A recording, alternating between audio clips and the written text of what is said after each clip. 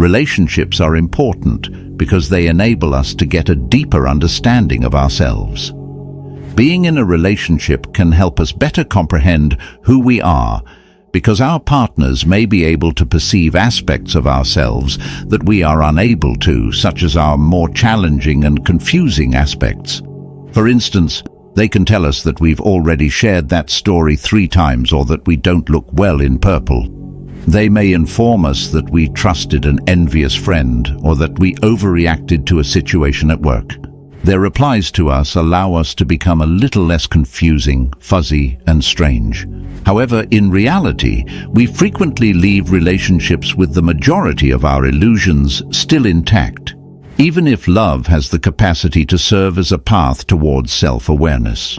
Our pride plays a part in some of our issues. We cannot bring ourselves to forgive our loves for exposing themselves to content that contradicts our idealized selves. We get into relationships with the intention of being loved, but others notice that we're not always the funniest, that our writing isn't perfect, that we get depressed easily, and that we snap often. It is far simpler for us to become offended, accuse a partner of being rude or careless, and shut our ears when faced with bad news than it is to use them as opportunities for personal growth.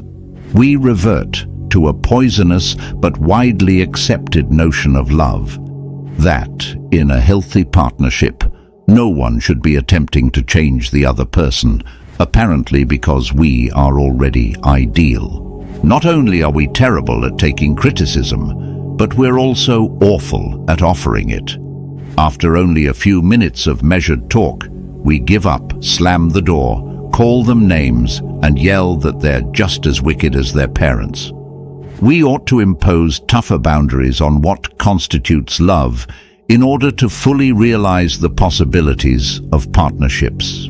First of all, we ought to begin by asserting that, in contrast to the romantic narrative, genuine love is completely consistent with efforts to educate individuals about their identity and potential for growth.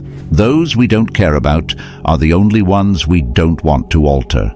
Second, the manner in which we disseminate our thoughts deserves our undivided attention. We need to change into the most obliging learners and the most compassionate educators.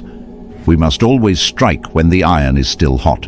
We should only attempt to reveal difficult information when we are not becoming wise from our interactions with them. Thirdly, we ought to use terms like possibly and maybe to soften our judgments.